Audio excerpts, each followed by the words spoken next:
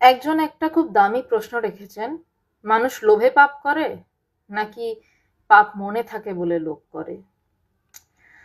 বিষয়টা যদি অদ্বৈত বেদান্তের দৃষ্টি থেকে দেখি, আবারও বলছি, যদি অদ্বৈত বেদান্তের দৃষ্টি থেকে দেখি, তাহলে পাপ পুণ্য বলে কিছুই নেই। ভুল আর ঠিক আছে, ঠিক বা ভুল এটুকুই আছে, পাপ পুণ্য বলে কিছু হয় না অদ্বৈত বেদান্তে। কিন্তু যদি আবার যিনি প্রশ্ন করেছেন প্রশ্নকর্তার দৃষ্টি থেকে দেখি, তাহলে পাপ পুণ্য আছে। এবার পাপ পুণ্য আমি কি দিয়ে করব? তিনি দ্বিতীয় লাইনেই উত্তরটা নিজেই দিয়েছেন যে মনে লোভ থাকে বলে কি পাপ হয়? আমাদের মনে যে চিন্তা উঠছে, সেই চিন্তা দিয়ে আমরা ভালো কিছু করি বা খারাপ কিছু করি।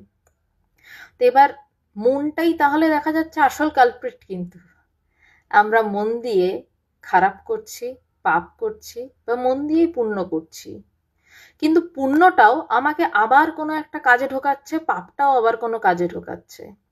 তাই চেষ্টা করা উচিত না, এটাই সাধনা, এটাই আসলে সাধনা, মনটাকেই উড়িয়ে দেওয়া, মনের পারে যাওয়া, সেই যেখানে কিছু বলা যায় না সেই মুহূর্তটাকেও অতিক্রম করে যাওয়া, যাকে অদ্বৈত বেদান্তে ব্রহ্ম বলে বর্ণনা করছে মাত্র, সেটাও সত্য